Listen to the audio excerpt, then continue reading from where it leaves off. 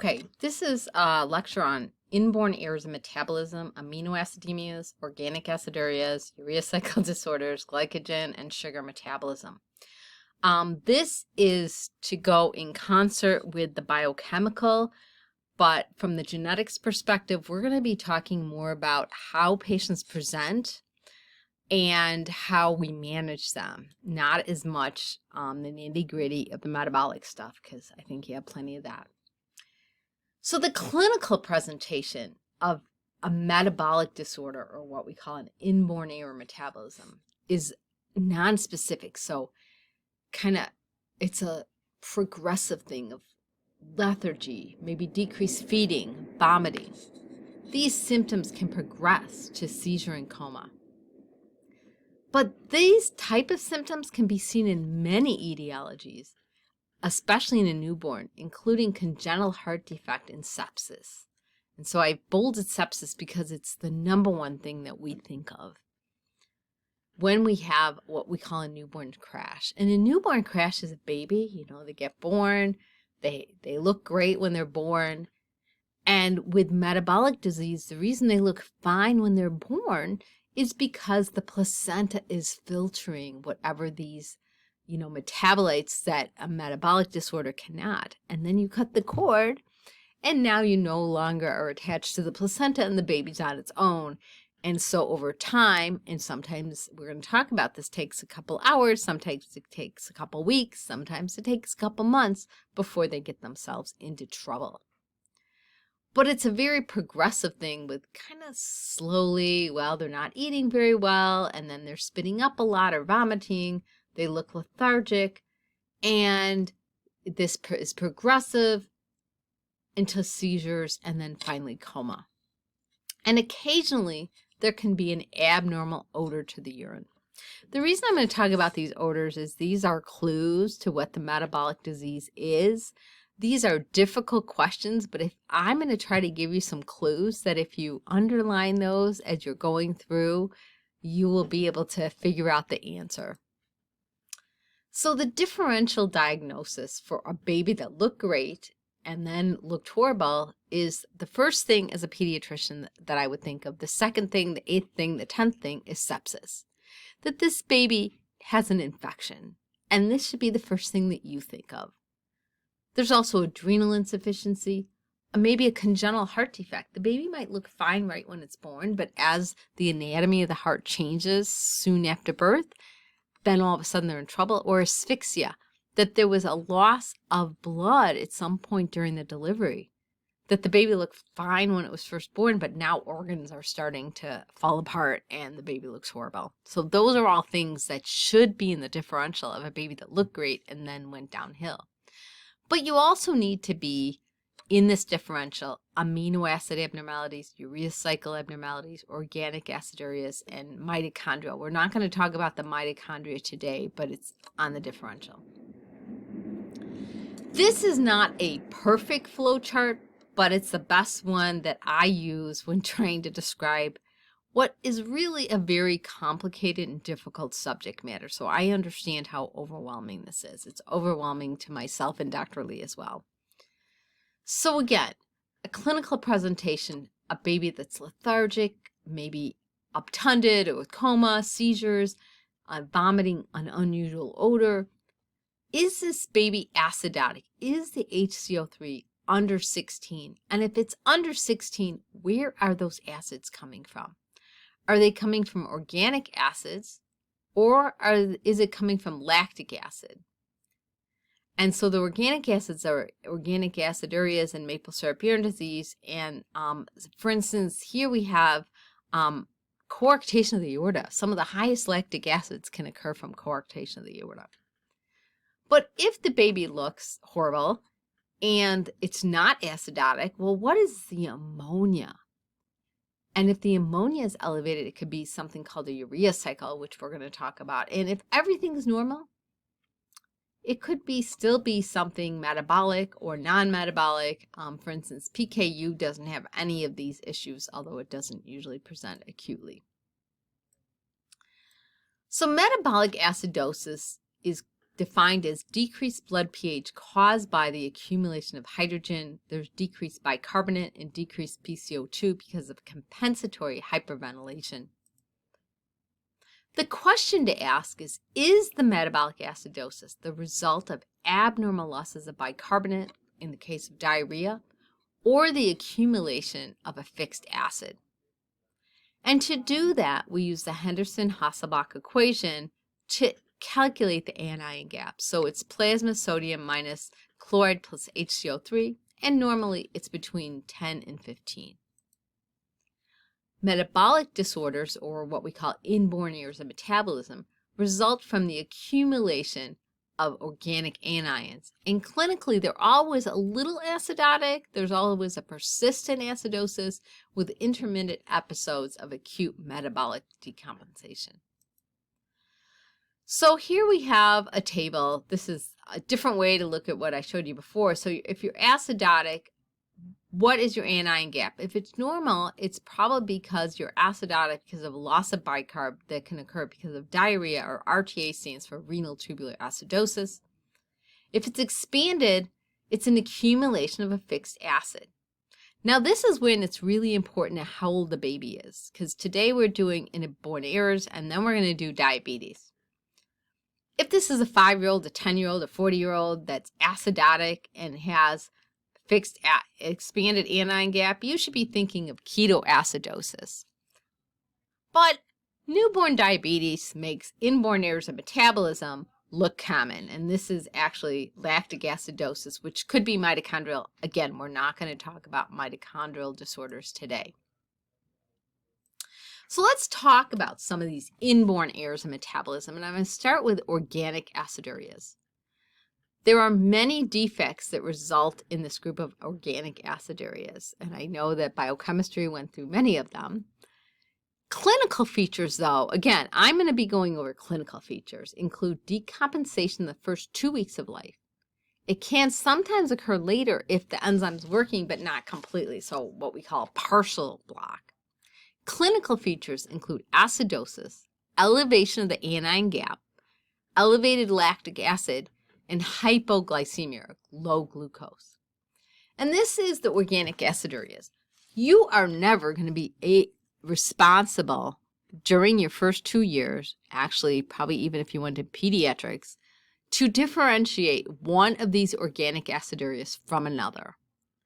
Methylmalonic, isovaleric, propionic, maple syrup urine disease, and glutaric. All I want you to do is know those names and know that they're an organic aciduria. Okay? I'm never going to ask a question that you have to differentiate one from the other. Clinical features of organic acidureas include ketoacidosis, elevation of glycine on amino acids, hypoglycemia, a little bit of bone marrow suppression causing a little neutropenia, and hyperammonemia. It's usually pretty mild, between 200 and 600, and this is a sign of liver damage, probably from the acidosis. So now I'm going to move on to some specific organic disorders, and the first I'm going to talk about is glutaric acidemia. Unlike most of them that I said present in the first couple weeks of life, this usually doesn't present till after one, and often presents after a viral episode.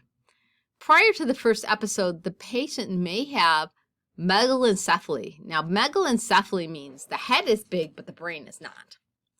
So there's decreased brain tissue that increases the fluid, or there's microcephalic macrocephaly. That's a complicated term. They usually have kind of normal development, although if you actually look deeply, they're just like kind of on the back end of being normal until their first episode. Some have profuse sweating and unexplained fevers. And there's a deficiency of the enzyme gluteryl-CoA dehydrogenase, and when this enzyme is not functioning correctly, there's an inability to metabolize lysine, hydrolysine, and tryptophan that leads to the accumulation of the organic acids, glutaric acid, glutyryl-CoA, 3-hydroxyglutaric acid, and glutaconic acid. This is inherited in autosomal recessive. And again, I've said this before, enzymes are usually recessive. if you have some enzyme, like as long as one of the two copies of this gene is working, you're usually fine. So both copies have to be non-functional before you have symptoms. And it's more common in the Pennsylvania Amish population. Why do I tell you this? Well, one is when they write board questions, they like to say this Amish child from Pennsylvania, which is a clue that you should think about Clitaric. And the second is, why is that? Because it's a, what I like to say, inbred population, a population that's a small population that stays within its own walls. It doesn't usually, it's got a limited gene pool, okay? And that's why rare recessive disorders can occur more commonly in that group. Diagnosis include the elevation of glutaric acid, the glutaryl-CoA, 3-hydroxyglutaric and glutaconic, and the urine organic acids. MRI abnormalities include lesions to the basal ganglia or a subdural hematoma. And this subdermal hematoma results from tearing of the vessels. So remember I said it was macrocephalic microcephaly. So there's like extra fluid here, and sometimes vessels can tear, and that tearing results in the subdural hematoma. Now, the number one reason I would be worried about a subdural hematoma is abuse. And you know what? Most of the time it is. I would like to mention in Illinois and many other states, we look for all these inborn errors of metabolism by newborn screening. If they call me to see a baby that they say, oh, we have this baby who has retinal hemorrhages, a depressed skull fracture, and has a subdural hematoma, do you think it could be Clitaric? I say, probably not, but go ahead and do urine organics. Anyway, it's a simple test, especially if they were born in Illinois and I know the newborn screen was normal. However, when you're going to be more concerned is the baby that came in that didn't look like there was evidence of abuse, and the baby was obtunded, and you do an MRI and you're like, why does this kid have a subdural, and why does the brain look too small, and why?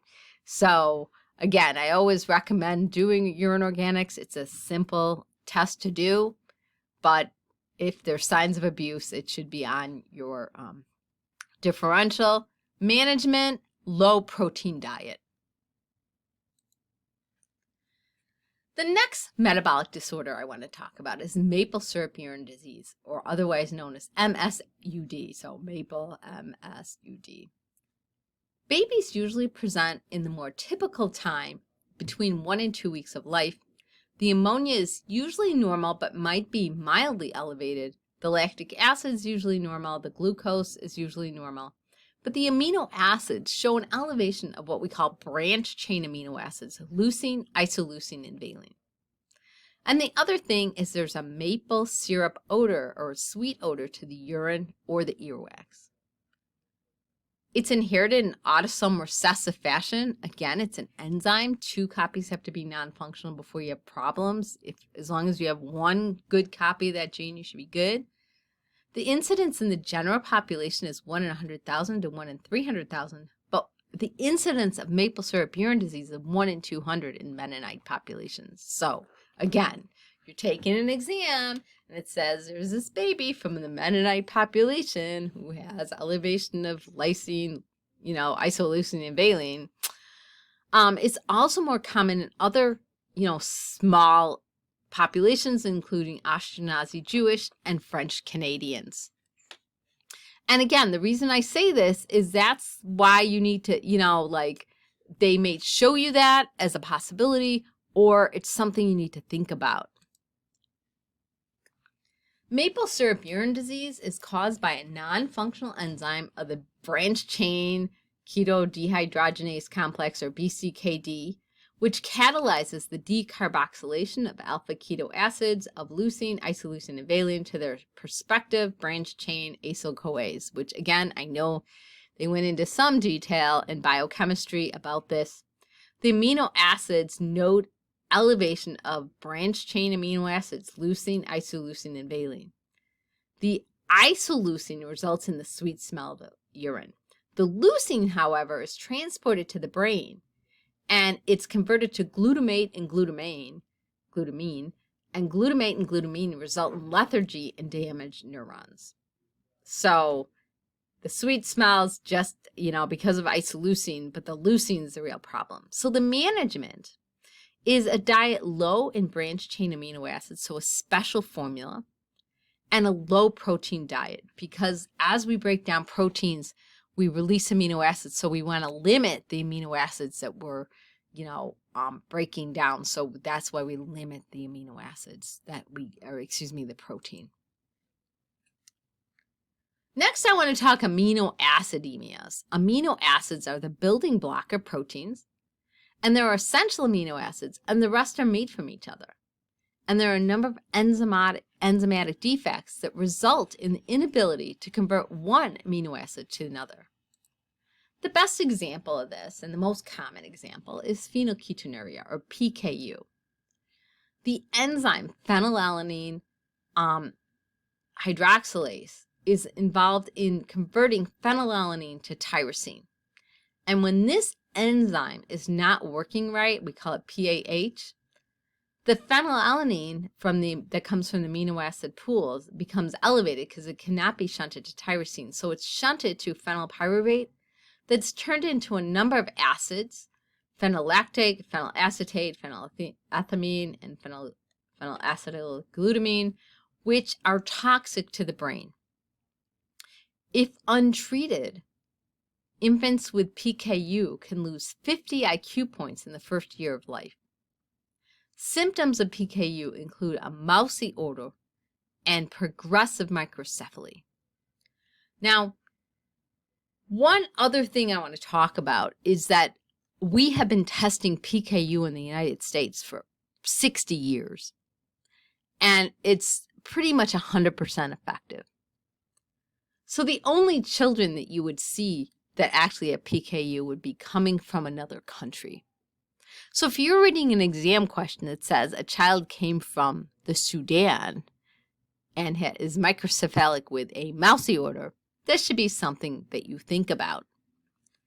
But children born in the U.S., if they're managed correctly, should actually have a normal IQ. Although we used to think that we only had to treat children with a diet. So the management is a diet and low protein and limited phenylalanine. And we used to think, oh, well, not me, but the people that did it. The brain is only developing the first 5 years, so we'll just treat them with this diet for the first 5 years, and after that, they'll be fine, and we can give them a regular diet. And this is a horrible diet. The food is so horrible that once you come off of this diet, you never go back onto it. And so when they started taking these kids off of this diet, they started having issues, like they would have ADHD and other kinds of issues, and actually they were losing IQ. So we actually recommend a lifelong diet for PKU. Unfortunately, there's a new medication known as Kuvan, which can improve enzyme function in patients that have deficient but at least some enzyme activity. And this makes it a little easier to manage them. The reason I have this thing with Diet Coke is, and if you ever have a Diet Coke in front of you, you can read on the back and it says, phenylketonuria, it contains phenylalanine. So aspartame contains high levels of amino acids. So this is like poison to a patient with PKU, or the milder form of PKU is known as hyperphenylalaninemia. So management is a low protein diet and sometimes medication for some patients, and no diet soda. They could drink regular Coke, but they can't drink Diet Coke. The other thing I want to talk about with PKU, which is something that they probably ask more commonly on boards than anything, is if a mother has PKU. As we've been successful in treating PKU, people are growing up and they're having their own families. Her infant is at risk of congenital anomalies from the elevated phenylalanine if it's not very closely monitored. The elevated phenylalanine is actually a teratogen. Next year we're going to talk more about teratogens, but it's teratogenic to the fetus. PKU is inherited in autosomal recessive fashion. Again, as long as you have one copy of the enzyme, you're okay, or the gene. The mother has 2 non-functional copies of the gene. For the baby to actually have PKU, the father would also need to be a carrier. In most cases, they're not. In most cases, with maternal PKU, the baby doesn't have PKU. It's just that Remember when I was saying when the mom is pregnant and the baby's missing an enzyme, the placenta's filtering it? Well, think of the opposite, that the mom has this high phenylalanine, even though the baby can manage it to some extent. They only have one copy of the gene that works, right? Because they got the bad one from their mom. But this elevated phenylalanine is teratogenic, so it results in microcephaly, congenital heart defects, and intrauterine growth retardation. And the microcephaly and the heart defects, that microcephaly, the brain prenatally is not growing right. So even when the baby's born, they might have a really high phenylalanine right at birth, but it's really the mom's phenylalanine, not the baby's, and then usually it drops. But the long-term effects of this can be catastrophic. So close monitoring of a mother that's pregnant is important. But again, if you had a question about a baby born to a mother that had PKU and had congenital anomalies, it's more likely that it's because the baby had teratogenic effects from that. The next amino acid disorder I would like to discuss is homocystinuria, and this is the inability to convert the amino acid homocysteine to cysteine by the enzyme cystathionine synthetase. When the homocysteine is elevated, this results in a prothrombic state because of this particular pathway, but it's also converted to homocysteine, INE, and excreted in the urine as homocystinuria. Okay? Unlike most inborn errors in metabolism, there's actually clinical characteristics associated with homocystinuria, including marfanoid habitus, long fingers, joint hypermobility, and a tall stature. They have cognitive delays and a downgoing dislocation of the lens. In Marfan syndrome, it goes up, but in homocystinuria, it actually goes down. Management of homocystinuria include dietary restriction of the amino acid methionine and supplementation of vitamins including B6, B12, folate, and betaine. And this actually helps that system work more efficiently. Tyrosinemia, another amino acid disorder. Elevated tyrosine can result in renal tubular acidosis and liver failure. Serum amino acids note an elevation of both tyrosine and methionine. And clinical presentation vary, but includes failure to thrive and vomiting. And the urine can have a smell of rotten cabbage. Again, it's recessive. It's a rare disorder. And management, diet low in tyrosine and methionine because they're elevated. Nitrosamine to prevent the formation of succinyl acetone. And liver transplant in very severe cases when there's cirrhosis and untreated. This is just a little slide, just a reminder of these urine smells. So isovaleric I didn't really go over, but they can have sweaty feet. Maple syrup urine disease, that sweet smell. PKU, a mousy or musty odor. And tyrosinemia, rotten cabbage. Now the next group of disorders I want to discuss is urea cycle disorders.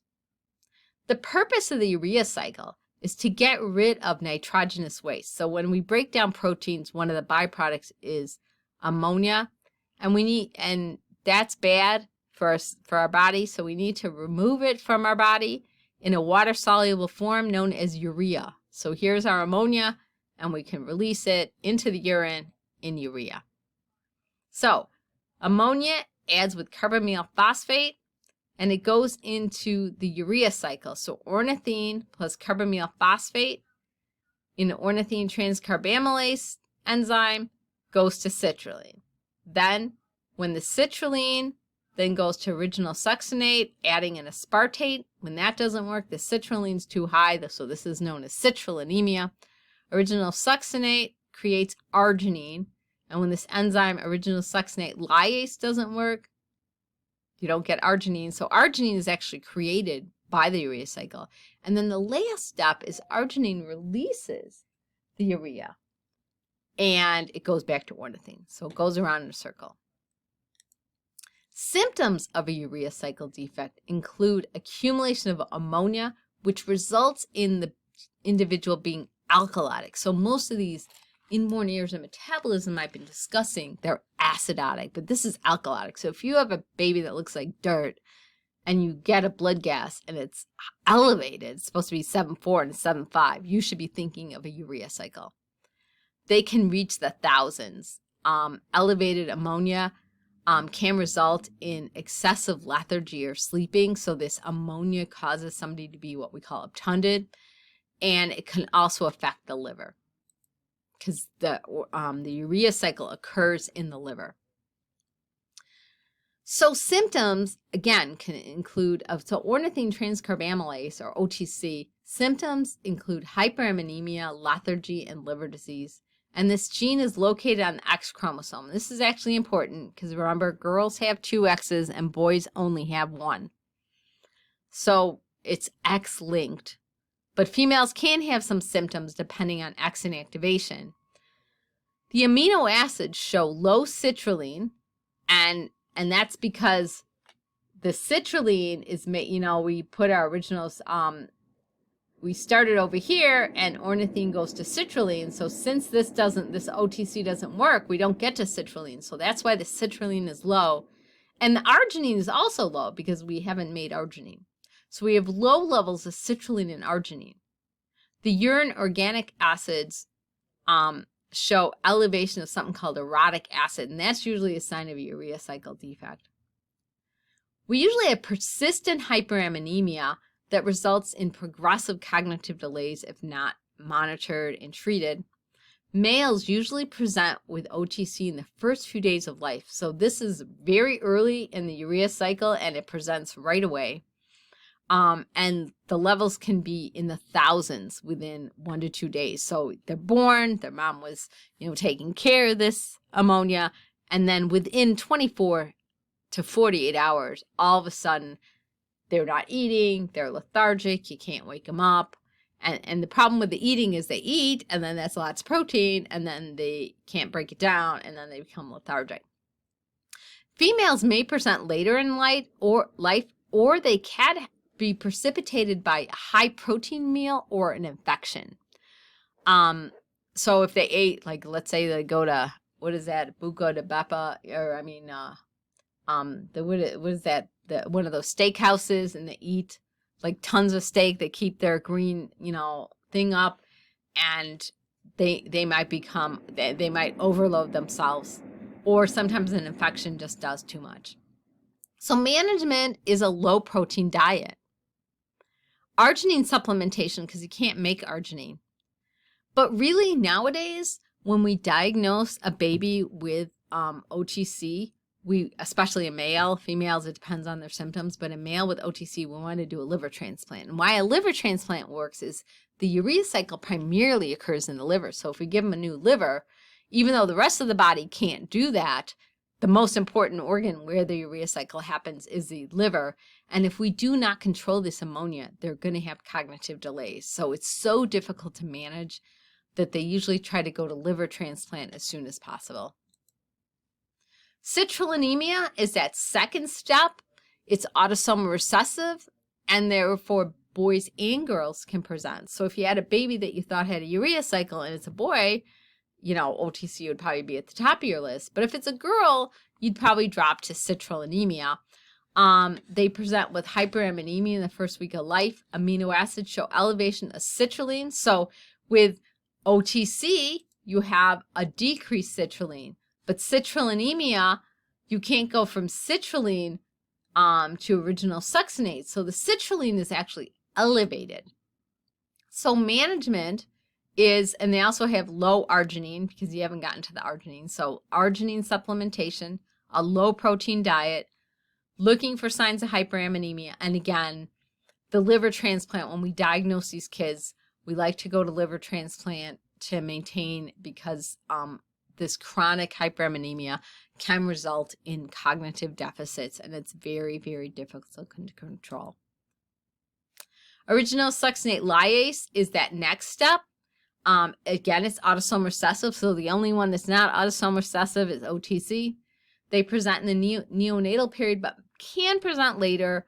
Ammonia is elevated. The arginine is deficient, so you need arginine supplementation, low protein diet, and monitor for signs of hyperammonemia. Original succinate lyase is actually less common than the first two that I talked about. If they're having a lot of difficulty maintaining the ammonia, then they could consider going to transplant, but often they don't need to. And then finally, arginase, which is the last step in this.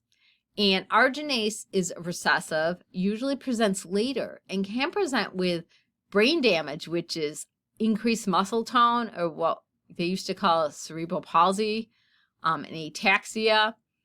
The ammonia is elevated. Arginine is elevated. So everything else, the arginine is low. But this last step, the arginine then goes back to ornithine and releases urea. So it's the last step. And so the arginine is actually elevated.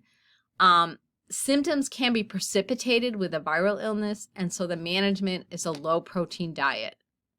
So again, protein is where we get our ammonia from. So anybody with a urea cycle defect, you want a low protein diet. The last group of disorders I want to discuss is sugar metabolism. So galactosemia is the inability to convert galactose back to glucose. And we really need glucose because that's what we really use most of the time. So galactosemia is most commonly caused by the absence of this enzyme GALT. Galactose 1-phosphate uridyl transferase. But there are 2 other enzymes that are just not as common. But when galactose cannot be converted to glucose, what happens, it gets converted to galactitol. And this is toxic to the liver, so it can cause problems. And this unmetabolized sugar is released into the urine, is known as a reducing substance. So clinical features of galactosemia include jaundice and hepatomegaly because of the liver damage, vomiting and feeding intolerance, and then E. coli sepsis, as well as cataracts. I have E. coli sepsis bolded because the problem with E. coli sepsis is galactose loves to feed on E. coli. So if there's lots of galactose, that can cause a problem. So from a pediatric perspective, we actually do look for this on the newborn screen, as well as all the other things I've been talking about today. And on Friday afternoon, they love to release these newborn screens on Friday afternoon. If you have a baby that could have galactosemia, you have to call them right away because the baby may die of sepsis over the weekend. So the treatment is a lactose-free diet. So lactose is glucose plus galactose. So you need a lactose-free diet. During infancy, what we do is we change to a soy formula. So instead of Similac, we go to Isomil. But one of my biggest problems is that breast milk has lactose. I do not like to stop any mother from breastfeeding. I am a card-carrying member of the American Academy of Pediatrics, and breastfeeding is the healthiest thing unless you have classic galactosemia. And this is tested by most states on newborn screen.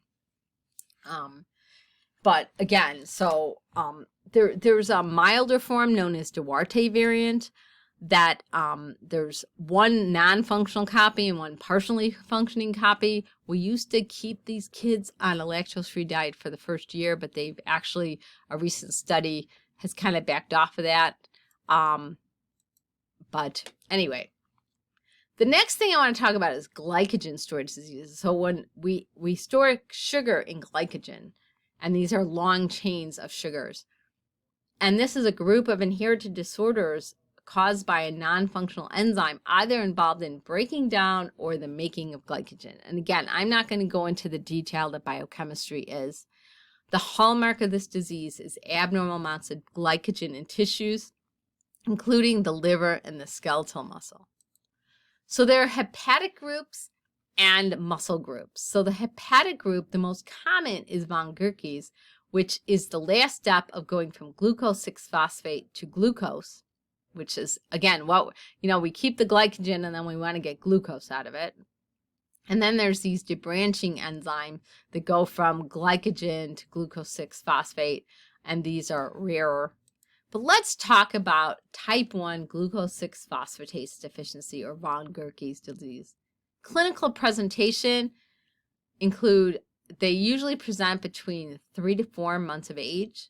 They have an enlarged liver, but they have failure to thrive. So they have this big belly, but their arms and legs are really thin. They have hypoglycemia, and the hypoglycemia results in seizures. So we see hypoglycemia, elevated lactic acid, we have hyperuricemia, and actually hyperlipidemia. So the treatment for this is to prevent low glucose with continuous cornstarch, and that's a easy carbohydrate that they don't have to make glucose or, get stuff from glycogen, and restrict lactose and fructose from the diet. Just pure cornstarch, glucose, that's what you want the kid to have, none of this other stuff. Then there's the muscle disorders. Pompei's disease, we will talk about when we talk about muscle disorders and failure to thrive next year. This is actually a glycogen and a lysosomal storage disorder. But we're going to talk about McArdle's and phosphofructokinase disorders. So McArdle's is a deficiency of the enzyme muscle phosphorylase. The PYGM gene is inherited in autosomal recessive fashion, which means you need 2 bad copies of the gene before you have symptoms. Absence of this enzyme reduces ATP generation during glyconeogenesis, glycolysis, and symptoms usually begin in the early 20s. So glycolysis is when we're trying to get extra sugar when we're exercising because our muscles need it. So the symptoms are usually precipitated by someone doing a lot of exercise. So they're doing lots of exercise and they start having cramps and they have exercise intolerance. The most common story that I will hear is that they started a weightlifting program. In addition to this cramping that can last days, because they've damaged their muscles, they also can have a burgundy-colored urine, but it's not blood in their urine. And when we do blood tests, the CPK is very elevated, and the diagnosis can be done by a muscle biopsy looking at a glycogen, but the less invasive method is a genetic test looking for the gene PYGM. 100% of patients with McArdle's have a mutation of this gene. Treatment, avoid strenuous exercise, but when you are having, so rhabdomyolysis is when the muscle starts breaking apart and then the creatinine goes higher and higher, and so the creatine goes higher and higher, the CPK, and so that's when you want to stop that muscle damage by giving glucose. Type 4 phosphofructokinase, this looks very similar to McArdle's, but it's a different enzyme that's used to break down fructose 6-phosphate to fructose 1,6, and the difference is it usually presents earlier. Again, the typical age for McArdle's is late teen, early 20s. Hemolysis can occur, increased uric acid, and the exercise intolerance is worse after eating a carbohydrate meal. So again, the purpose of this presentation is really to talk about the medical complications and the clinical presentation of metabolic diseases. I am not going into all the nitty-gritty of the metabolic because I know you already had that in biochemistry and once is enough. So the take-home points is the age of onset is important in trying to figure out the cause. If a patient has alkalosis, think of a urea cycle. If the baby is acidotic, try to figure out where the acid's coming from. Is it possibly coming from urine organic acids? And certain smells can be a clue of a metabolic disorder. Adult onset glycogen disorders can present with muscle cramping and a red-colored urine. And that concludes this presentation on the genetics of inborn error metabolism.